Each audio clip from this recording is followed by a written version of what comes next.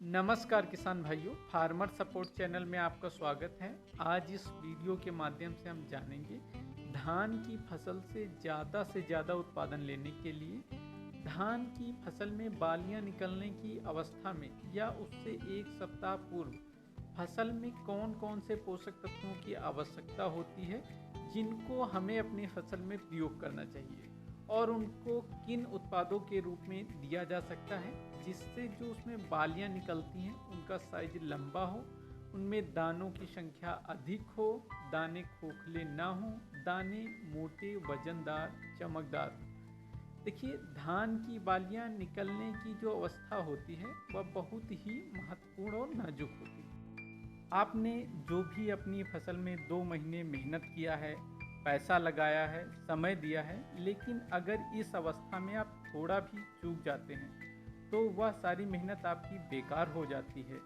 जिस उत्पादन की आपने अपनी फसल से कल्पना की होती है वह उत्पादन आपको नहीं मिल पाता है।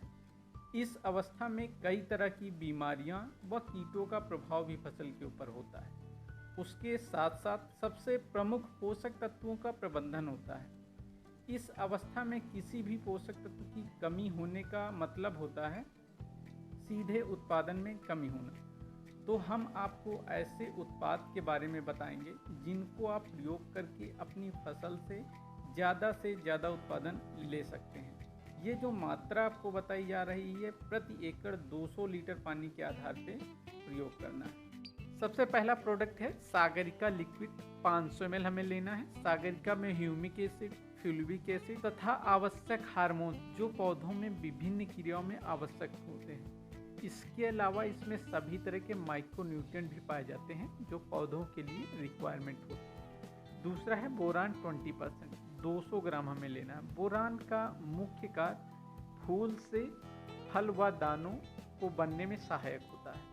तीसरा है NPK 0050 जिसकी 1 kg मात्रा हमें लेनी। इसका प्रमुख कार्य होता है दानों को मोटा, वजनदार तथा तनों को भी मजबूती प्रदान करता है जिससे फसल के गिरने की संभावना भी कम होती है।